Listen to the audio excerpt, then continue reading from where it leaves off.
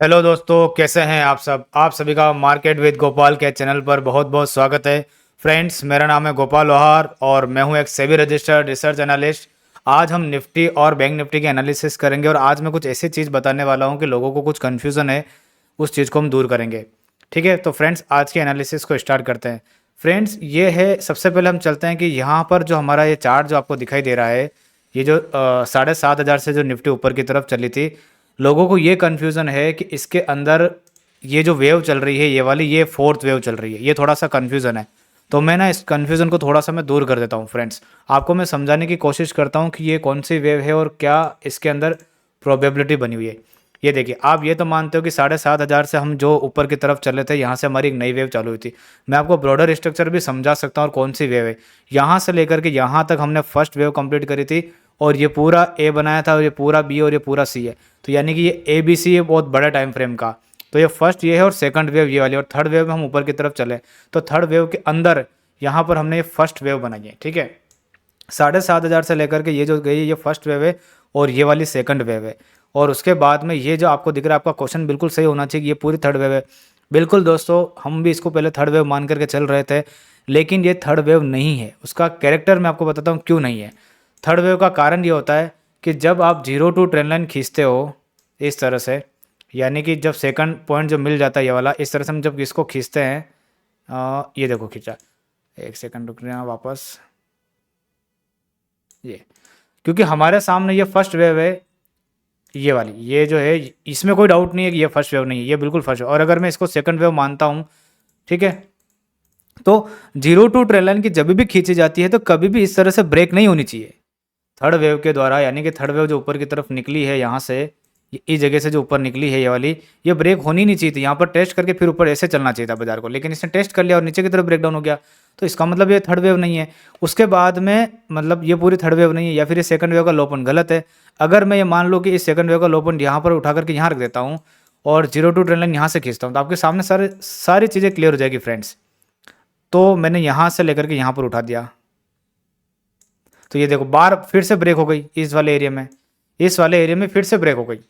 ठीक है, और फिर से यहाँ ब्रेक हो रही है। तो बार बार ब्रेक क्यों हो रहा है अगर थर्ड वेव है तो इसका मतलब ये सेकंड वेव का लो पॉइंट ये भी सही नहीं है। अगर मैं सेकंड वेव के लो पॉइंट को यहाँ रखता हूँ और फिर मैं ट्रेंड लाइन खींचने की कोशिश करता हूँ यहाँ पर, तो आप देखिए, तो यहाँ पर हल्की सी ब्रेक हुई और ये भी ब्रेक हो गई, अभी ब्रेक हो गई। तो अगर सेकंड वेव में यहाँ रख रहा हूँ तो क्या थर्ड वेव इतनी छोटी? बिल्कुल नहीं हो सकता। इसका मतलब अगर मैं सेकंड वेव यहाँ रख दूँ तो फिर तो मतलब क्या, फिर तो इसीलिए फ्रेंड्स ऐसा है कि ये पूरी की पूरी जो इम्पल्स में आप जो थर्ड वेव मान रहे हो, ये थर्ड वेव है ही नहीं। ये मैं बताता हूँ कौन सी वेव है, ये मैं आपको बताता हूँ कौन सी वेव है। आज मैं यहाँ पर मार्क करके जाता हूँ और आप भी ध्यान रखना, ये फर्स्ट वेव है और हमें अभी तक सेकंड वेव नहीं मिली है। हमें अभी तक सेकंड वेव नहीं मिली है, तो इसका मतलब ये पूरी कौन सी वेव है? ये पूरी है, दो तरह की वेव होती है इलेट के अंदर। एक होती है करेक्टिव राइज वाली टर्मिनल इम्पल्स, करेक्टिव राइज, ठीक है, और टर्मिनल इम्पल्स। ठीक है, ये है, तो यानी कि ये करेक्टिव राइज बोलो तो भी सही है, टर्मिनल इम्पल्स बोलो तो भी सही है। एक होता है इम्पल्सिव इम्पल्स होती है, इम्पल्स यानी कि 1 2 3 4 5 स्टेप में चलती है, जिसके अंदर भी 1 2 3 4 5 1 2 3 4 5 होते हैं। एक होती है टर्मिनल इम्पल्स। टर्मिनल इम्पल्स में क्या होता है कि 3 3 के मूवमेंट में चलता है। 3 3 का मूवमेंट कैसे, मैं आपको बताता हूँ। जैसे ए बी सी, फिर ए बी सी, ए बी सी, 3 3 के मूवमेंट में चलता है, उसको हम कहते हैं टर्मिनल इम्पल्स। तो ये यहाँ पर करेक्टिव राइज बोलोगे तो करेक्टिव राइज भी है ना ए बी सी में ही चलता है, ए बी सी ऐसे। तो ये पूरा मूवमेंट जो है यहाँ से लेकर के यहाँ तक जो मूवमेंट हुआ है पूरा वाला, ये पूरा ए बी सी में गया। मैं आपको पूरा गिन के भी बताता हूँ यहाँ पर।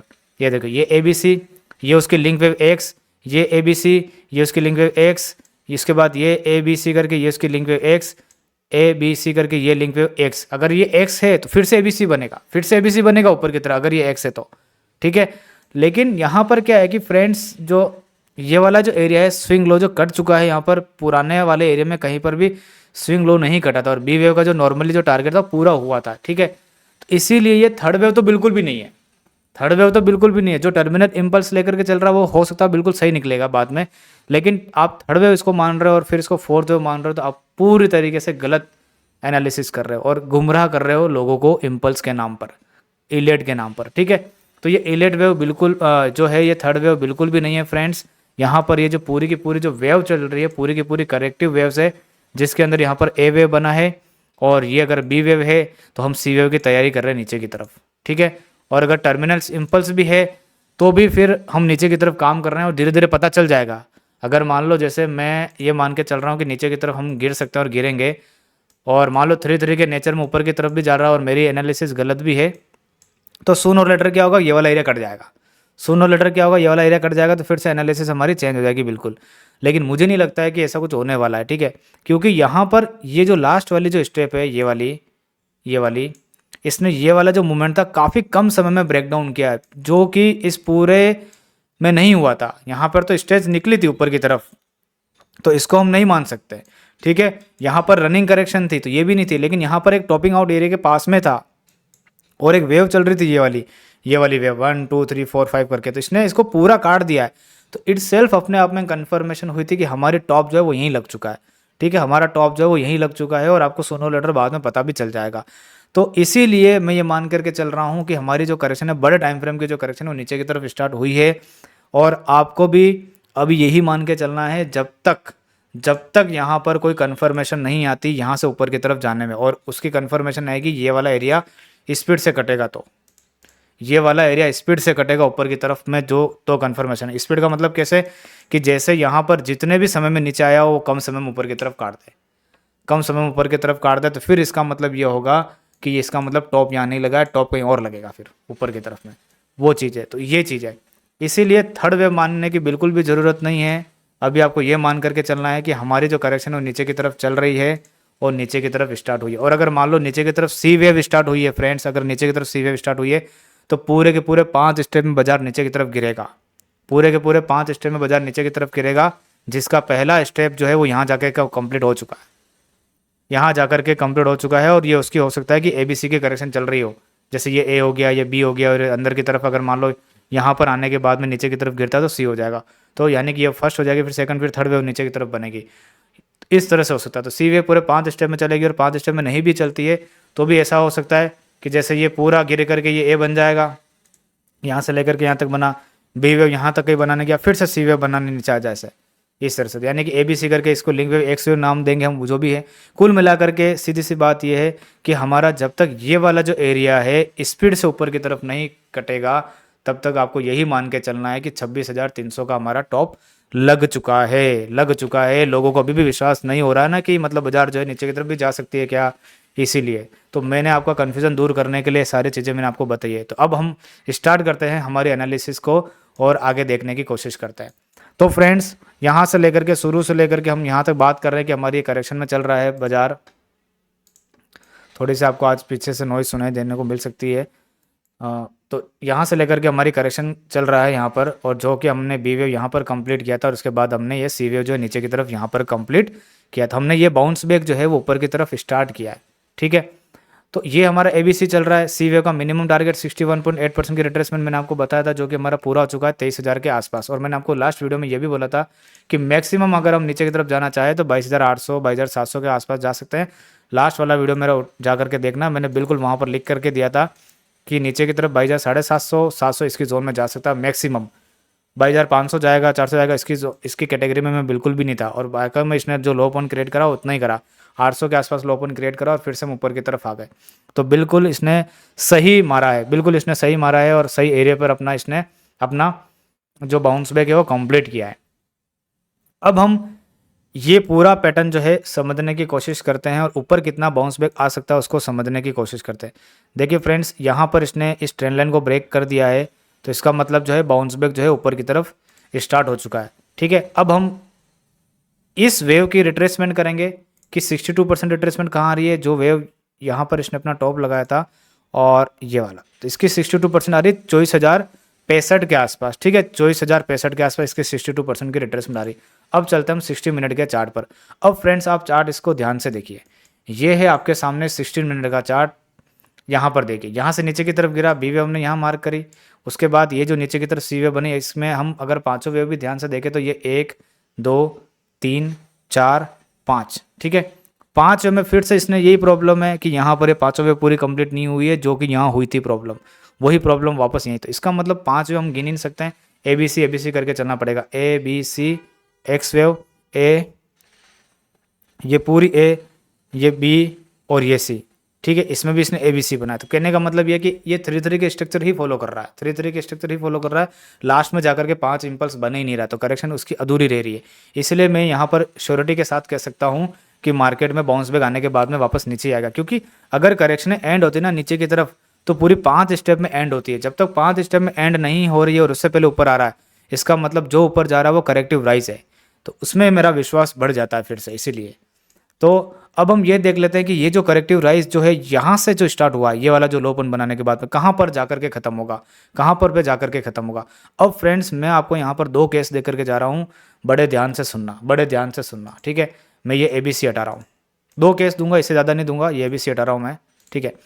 अगर मैं ये मान के चल रहा हूँ कि नीचे की बड़ी करेक्शन स्टार्ट हुई है, तो इसके अंदर ये जो इम्पल्स बना है ये वाला, ये फर्स्ट वेव बना है, ठीक है, और ये सेकंड वेव बना, और थर्ड वेव में हम नीचे की तरफ चल रहे हैं, ठीक है। फिर फोर्थ, फिर 5 ऐसे बनाएंगे। थर्ड वेव में नीचे की तरफ चल रहे हैं, तो थर्ड वेव में हम नीचे की तरफ चल रहे हैं, तो ये इस ट्रेंड लाइन को अंदर कभी नहीं आएगा। जैसा मैंने अभी बड़े टाइम फ्रेम पे मैंने आपको समझाया कि ये कभी भी ट्रेंड लाइन को नहीं काटता है, तो इस ट्रेंड लाइन के अंदर आएगा भी नहीं, 1% नहीं आएगा, ठीक है।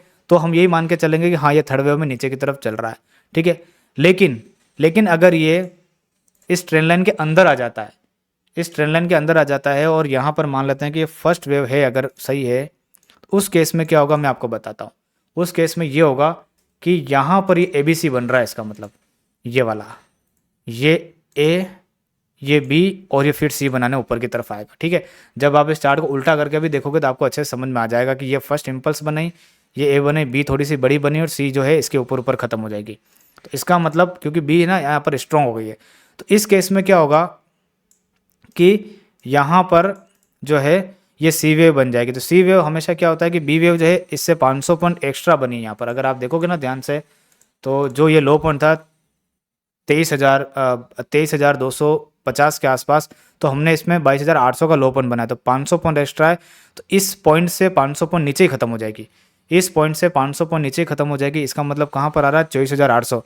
तो मैक्सिमम बाउंस बैक जो होगा वो 24,300 पर खत्म हो जाएगा, 24,300 पर खत्म हो जाएगा मैक्सिमम C वेव का बाउंस बैक। तो यहाँ कहीं पर भी C वेव जो है कंप्लीट हो जाएगी, और फिर मेरे को सेकंड वेव जो है मेरे को यहाँ मार्क करनी पड़ेगी, ठीक है। सेकंड वेव मेरे को यहाँ मार्क करनी पड़ेगी, और फिर मैं जो 0 to ट्रेंड लाइन जो ये वाली खींचूंगा ना, फिर मैं यहाँ से मिला करके यहाँ कहीं खींचूंगा, ये पॉइंट नहीं खींचूंगा, क्योंकि फिर उस केस में मेरे लिए सेकंड वेव यहाँ हो जाएगी, ठीक है। एक तो ये वाला केस है, एक तो ये वाला केस। इस केस में ध्यान रखना कि इसके ऊपर बाजार जाएगा ही नहीं, इसके ऊपर बाजार जाएगा ही नहीं, क्योंकि ये जो है B वेव जो है इसने एक्स्ट्रा बनाई है यहाँ पर, ये वाली तो एक्स्ट्रा बनाई है। तो इस केस में क्या होगा कि ऊपर इस वाले हाई पॉइंट को बिल्कुल भी 1 रुपये से भी नीचे की तरफ नहीं काट पाएगा, बिल्कुल भी 1 रुपये से नीचे की तरफ नहीं काट पाएगा। हो सकता है टेस्ट कर ले, लेकिन इसके ऊपर सस्टेन नहीं कर पाएगा, उसके ऊपर सस्टेन नहीं कर पाएगा उस केस में, ठीक है। लेकिन अगर ये केस नंबर 1 है मेरा, ठीक है, कि अगर मैं C वेव में ये मान के चल रहा हूँ कि ये फर्स्ट वेव बनी है और इस तरह से बनेगी, तो एक ये चीज़ अगर मैं ये मान के चल रहा हूँ कि ये ABC बना करके चलेगा, जैसा कि इस तरह से ये बनाया, ये B बनाया और ये C बनाया, और जो मेरी ये ट्रेंड लाइन खींच रखी है यहाँ पर मैंने इस तरह से, यहाँ पर ट्रेंड लाइन खींचना चाहो तो आप ऐसे भी खींच सकते हो, हल्की सी कट रही, कोई फर्क नहीं पड़ता, और ये भी खींचोगे तो भी सही है, ठीक है। तो उस केस में क्या होगा कि ये जो करेक्टिव राइज जो आएगा वो एक्स वेव के फॉर्म में आएगा, एक्स वेव के फॉर्म में आएगा, ठीक है। तो एक्स वेव के फॉर्म में जो आता है उस केस में क्या होता है कि थ्री स्टेप में आएगा। कैसे आएगा, जैसे ए यहाँ कंप्लीट हो चुका है, फिर या B बनेगा और फिर या C बनेगा। उस केस में क्या होगा कि 3 वेव के स्टेप में ही आएगा, एक्स वेव मार्क करेंगे उसको, और फिर से हम नई ABC की काउंटिंग करेंगे। कैसे, जैसे यहाँ से लेकर के यहाँ तक आ गया, तो फिर हम क्या करेंगे, यहाँ पर बना देंगे एक्स वेव, ठीक है, एक्स वेव बना देंगे, यहाँ पर एक्स वेव बन जाएगी। उसके बाद में फिर से नई ABC की करेक्शन चालू हो जाएगी। कैसे, यहाँ से हम ABC बनाएंगे ऐसे। ये 3 स्टेप वाली करेक्शन होती है फ्रेंड्स, जिसको लिंक वेव एक्स में देना पड़ेगा, और यहाँ से ये कभी भी 5 स्टेप में ऊपर जाएगा ही नहीं, 3 स्टेप में ऊपर जाएगा, ठीक है। तो दोनों केस मेरे सामने, मैं तो क्लियर हूँ कि क्या होने वाला है, मैंने बस आपको क्लियर करा है कि ये 2 केस ऐसे जो आपको ऐसे काउंटिंग करनी है, ठीक है। तो ये चीज़ है। तो अभी फिलहाल अब हम देख लेते हैं, हमने बड़ी समय की चीज़ें समझ ली, अब हम है ना शॉर्ट टर्म में समझ लेते हैं कि यहाँ से जो हमारा ये जो वेव निकली है यहाँ से ऊपर वाली, ये कौन सी वेव है, और मैं आपको समझा देता हूँ। आने वाले समय के लिए भी आपके लिए भी काफ़ी हेल्प रहेगी, और मेरे लिए भी काफ़ी हेल्पफुल रहेगा। तो हम इसकी एनालिसिस करते हैं। देखो फ्रेंड्स, आज मैं काफ़ी वक्त ले रहा हूँ क्योंकि ये ना मैं यूट्यूब पे देखता रहता हूँ इधर उधर, और इधर उधर बहुत सारी चीज़ें इधर उधर आती रहती है, तो मैंने सोचा कि क्यों ना सही चीज़ को पेश किया जाए लोगों के सामने। हर कुछ ही बनाने का कोई सेंस नहीं बनता है। तो ये देखिए, यहाँ पर ये जो है फर्स्ट वेव इसने बनाई, ये सेकंड वेव बनाई, ये थर्ड वेव बनाई, ये फोर्थ वेव बनाई और ये फिफ्थ वेव। फिफ्थ वेव जो है ना यहाँ कंप्लीट हो चुकी है, और फिफ्थ वेव ना एक्सटेंडेड है, थोड़ी सी बड़ी है। ठीक है, फिफ्थ यहाँ कंप्लीट क्यों हुई, मैं ऐसा क्यों बोल रहा हूँ, क्योंकि स्विंग लो कट गया ये वाला और स्पीड में कटा है। ठीक है, तो इसीलिए तो पांचों वेव जो है यहाँ कंप्लीट हो चुकी है। 2-4 ट्रेंड लाइन भी मेरी ब्रेक डाउन हो चुकी है। जब भी 2-4 ट्रेंड लाइन ब्रेक डाउन हो जाती है उस समय में, हालांकि उसने बिल्कुल टेस्ट करके ऊपर गया लेकिन ये लो कट गया है, लेकिन ये लो कट चुका है, तो इसका मतलब फिफ्थ वेव जो यहाँ कंप्लीट हो चुकी है। अब हमारे सामने ये जो पूरी इम्पल्स दिख रही है, ये पूरी इम्पल्स खत्म नहीं हुई है, क्योंकि ये पूरी इम्पल्स खत्म होने के लिए इसको क्या करना पड़ेगा, ये वाला एरिया काटना पड़ेगा, ये वाला एरिया काटना पड़ेगा। ठीक है, तो इसका मतलब ये 5 वेव की एक इम्पल्स खत्म हुई है, इसलिए इम्पल्स इसको बोला जाता है। तो 5 वेव की एक इम्पल्स खत्म हुई है, और ये जो है ये करेक्शन चल रही है, ये जो है करेक्शन चल रही है। अगर मान लेते हैं कि ये वाला एरिया कट जाता है, मान लेते हैं ये वाला एरिया कट जाता है, तो ये पूरी इम्पल्स यहीं खत्म हो जाएगी। और मान लेते हैं कि नहीं कटता है, आने वाले समय में ये वाला एरिया नहीं कट पाता है, तो ये जो इम्पल्स है ये वाली 5+4 में ऊपर की तरफ जाएगी, मतलब 5+4 मतलब 9 की तरफ। और आप अगर ऐसा नहीं भी काउंट करोगे तो भी इसको ये भी काउंट कर सकते हो कि ये एक इम्पल्स यहाँ पर कंप्लीट हो गई, तो इसको ए नाम दे दो, इसको ए नाम दे दो, ये वाला। ठीक है, और फिर यहाँ पर बी बनेगा, और फिर वापस से सी बनाने ऊपर की तरफ चला जाएगा। तो इसका मतलब अब हम समझ लेते हैं क्या है आपके लिए, क्या आपको क्या ध्यान में रखना आने वाले वीक में। आपको फ्रेंड्स ये ध्यान रखना है कि करेक्शन इम्पल्स जो है वो यहाँ कंप्लीट हो चुका है। मैं ऐसा इसलिए बोल रहा हूँ कंप्लीट हो चुका है क्योंकि फ्रेंड्स इसने ये वाला एरिया काट दिया है। पूरा इम्पल्स खत्म हुआ अभी नहीं हुआ है, क्योंकि ये वाला एरिया नहीं कटा है कम समय में, यानी कि जितने समय में पांचवी वेव बनी है उतने ही कम समय में ये वाला कटना चाहिए, तब जाकर के माना जाता है कि डाउन ट्रेंड खत्म हुआ और पूरा बाउंस बैक यहाँ खत्म हो गया। ठीक है, लेकिन वो नहीं हुआ है, जब तक ये वाला एरिया नहीं कटता है आपको नहीं मानना है। तो अब आपके सामने मैं यहाँ पर लगा देता हूँ, आपको शॉर्ट तभी करना है 24,000 जब तक 150 से नीचे ना जाए, सॉरी 23,150 ये वाला, क्योंकि ये फोर्थ वेव का लो पॉइंट है ना, 23,140 जो भी आ रहा है ये वाला, तो ये वाला आपके लिए अब स्टॉप लॉस हो गया। दूसरी चीज़ ये वाला पॉइंट 23,300, ठीक है, यानी कि थर्ड वेव के ऊपर का हाई पॉइंट ये वाला। यहाँ पर भी मैं एक काम करता हूँ, लाइन खींच देता हूँ ताकि 2 पॉइंट आपके सामने क्लियर रहेंगे। ठीक है, ये चीज़ है। अब आने वाले समय में आपका ध्यान रखना कि जब तक सेल में बाजार नहीं जाएगा, जब तक 23,150 के नीचे नहीं चला जाता, 23, बाकी मार्केट यहाँ पे कॉम्प्लेक्स करेक्शन कर सकता है, क्योंकि मैंने आपको बोला ना कि अगर ये एक स्टेप बनाने जा रहा है तो 3 स्टेप में जाएगा। ये एक स्टेप हो सकता है यहाँ कंप्लीट हो गई, और हो गई है मेरे हिसाब से, तो ठीक है, ये बी बनाने लग जाएगा। तो उस केस में मैं आपको एक स्टॉप लॉस दे रहा हूँ 23,150, इसके नीचे बाजार नहीं सस्टेन होना चाहिए। अगर इसके नीचे बाजार सस्टेन होता है तो बाउंस बैक यहीं माना जाएगा और फिर यहीं से डाउन ट्रेंड चालू हो जाएगा। तो 23,150। दूसरी चीज़ ये कि ऊपर की तरफ में हम कितना जा सकते हैं, ऊपर की तरफ में हम कितना जा सकते हैं। मैंने आपको फ्रेंड्स अभी बोला हमारे सामने आरबीआई की मॉनेटरी पॉलिसी भी है और दिल्ली के इलेक्शन के रिजल्ट भी है, तो मैक्सिमम बाउंस बैक ये वाली लाइन बस 24,800, क्योंकि बी वेव अगर उस केस में मानकर चल रहा हूँ तो सी वेव यहाँ तक ही आएगा। ठीक है, इसके ऊपर नहीं जा पाएगा, जाएगा तो भी 1-2 दिन ही टिक पाएगा और वापस से आ जाएगा नीचे की तरफ। तो हम सही डायरेक्शन में चल रहे हैं इसका मतलब। ठीक है, तो अभी आपको ये बॉटम मान करके चलनी है फिलहाल, तो ये वाला एरिया। आज का वीडियो काफ़ी बड़ा है लेकिन इंपॉर्टेंट भी है। ये वाला बॉटम आपके मान को चलनी 22,800। ठीक है, ये वाली बॉटम आपको मान करके चलनी है, और अभी आपको ये मान करके चलना है कि जब तक हम 23,150 के नीचे नहीं आते हैं, हमारा ऊपर का बाउंस बैक जो है वो मिनिमम जो है कम से कम 24,200 तो मेरे को लग रहा है कि आ सकता है इस वाले एरिया तक। तो क्योंकि हमारे सामने अगर मान लो दोनों पॉजिटिव न्यूज़ आ जाती है, आरबीआई कट कर देता है इंटरेस्ट रेट को, दिल्ली के इलेक्शन में बीजेपी जीत जाती है, तो फिर एक बुलिश मोमेंटम बनेगा। और 24,200 और 24,800 तक ये दोनों रेंज में लेकर के चल रहा हूँ, वहाँ तक ही हम बाउंस बैक में रहेंगे 13-14 दिन तक, फिर से हम डाउनफॉल में आ जाएंगे नीचे की तरफ। ठीक है, तो मैक्सिमम मेरे लिए तो यही है कि बाजार नेगेटिव ट्रेंड में चल रहा है। मेरा व्यू तभी चेंज करूंगा जब मैं इस वाले पॉइंट के ऊपर आऊँगा 24,800 के ऊपर, तभी मैं मान के चलूँगा कि हाँ 3-4 महीनों के लिए बाजार जो है वापस से बाउंस बैक की कैटेगरी में जा रहा है। अदरवाइज़ मैं ये अभी भी मान के चल रहा हूँ कि बाजार में डाउन ट्रेंड जो है वो चालू हो चुका है, और आपको भी यही मान करके चलना है। तो 24,200 मैक्सिमम बाउंस बैक, और दूसरा बाउंस बैक जो है वो 24,800, बस यही है। और मैंने आपको बता दिया कि शॉर्ट टर्म में कैसा काम होगा। यहाँ पर ये चीज़ आपके सामने मैंने रख दी है, ये वाला इलियट वेव के हिसाब से, कि ये हमारी पूरी इम्पल्स बन रही है जिसका स्टॉप लॉस अभी 23,150 है। जब तक इसके नीचे सस्टेन नहीं करता शॉर्ट नहीं करना है। और इंट्राडे के दौरान मैं आपको दिखा देता हूँ कि ये किस तरह का पैटर्न बन रहा है। ये वाला जो पैटर्न बन रहा है, इसमें यहाँ पर ए वेव कंप्लीट करी है, ये बी वेव बनाने जा रहा है, थ्री वेव में यहाँ कहीं बना करके इसके टॉप के आसपास जा करके फिर से नीचे की तरफ आएगा, फिर से नीचे की तरफ आएगा और यहीं कहीं पे ए बी सी बना करके और फिर से ऊपर की तरफ निकलने की कोशिश रहेगी। मेरे को ऐसा लगता है कोशिश ऊपर की तरफ ही रहेगी और कहीं ना कहीं बाजार में थोड़ा सा बाउंस बैक जो है साइज़ और बढ़ेगा। ठीक है, जब तक 23,150 का लेवल नहीं करता है तब तक। ये 5 वेव यहाँ कंप्लीट हो चुकी है, यहाँ पर ए बी सी की फॉर्मेशन चलेगी जिसकी यहाँ पर ए बी सी बनाकर ए कंप्लीट करा है और यहाँ पर हमने ए, ये बी और ये सी यहाँ बना करके फिर से हम यहाँ कहीं बना करके फिर से हम नीचे की तरफ आएंगे, यहाँ कहीं पे भी, और फिर से हम ऊपर की तरफ जाएंगे। तो ये पूरा मेरा स्ट्रक्चर है। और मान लेते हैं ये करेक्शन यहीं ख़त्म हो गई है, तो इसका मतलब ये 5, ये 6, ये फिर 7 कहीं बनाएगा, फिर ये 8 कहीं बनाएगा, फिर ये 9 कहीं बनाएगा, ऐसे करके फिर ये ऊपर की तरफ इसी डायरेक्शन में जाएगा। तो उसके लिए ये लो पॉइंट बन जाए। कुल मिला करके सीधी सी बात ये है कि भाई ये ए बी सी अगर बन गया है, ये ए बी सी बन रहा है और बन भी गया है, तो भी ये आपका एक बार आप टॉप मान लो, ये वाला एरिया, ठीक है, और ये वाला एरिया मान लो, इसके बीच में ए बी सी बन सकता है और फिर ऊपर की तरफ जाएगा। ठीक है, तो ये चीज़ें आपको मान करके चलनी। ये पूरा मैंने काफ़ी अच्छे से समझाया फ्रेंड्स, ध्यान रखना इस चीज़ के अंदर, मैंने इसमें बहुत जोर लगाया एनालिसिस के अंदर। ठीक है, और हमारी जो डेली की फॉर्मेशन जो चल रही है आप जानते हो, मैंने आपको बोला था 1-1.5 महीना और बचा हुआ है और उसके अंदर हमारा जो है अभी समय लग रहा है। 1-1.5 महीने में सारी पिक्चर क्लियर हो जाएगी फ्रेंड्स, सारी पिक्चर क्लियर हो जाएगी। ठीक है, तो ये चीज़ है। अब मैं आपको बैंक निफ्टी समझा देता हूँ। बैंक निफ्टी ने भी बिल्कुल यहाँ कहीं बाउंस बैक लिया है, तो इसमें भी छोटा मोटा, इसमें ना बड़ी पिक्चर में जाने का मेरे को भी कुछ सेंस नहीं लग रहा है। फिलहाल मैं आपको चीज़ समझा देता हूँ कि अगर हम इसके ऊपर टिक गए 50,000 के ऊपर, तो हम कम से कम बाउंस बैक यहाँ लेने तक जाएंगे 500 पॉइंट तक, क्योंकि निफ्टी जब इतना थोड़ा बहुत 400-500 पॉइंट ऊपर जाएगी तो ये भी यहाँ तक आ जाएगा 51,500 के आसपास। फिर अपना यहीं कहीं बाउंस बैक कंप्लीट करके फिर से नीचे की यात्रा चालू कर देगा। तो ये है पूरी निफ्टी और बैंक निफ्टी की एनालिसिस। सब कुछ बैंक निफ्टी पर डिपेंड करता है और निफ्टी पे भी डिपेंड करता है।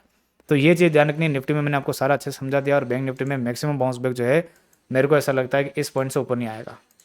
ये वाला है। और ये वाला एरिया क्या आ रहा है 51,600। अभी भी यहाँ से अच्छे खासे 2,000 पॉइंट की रैली आपके सामने।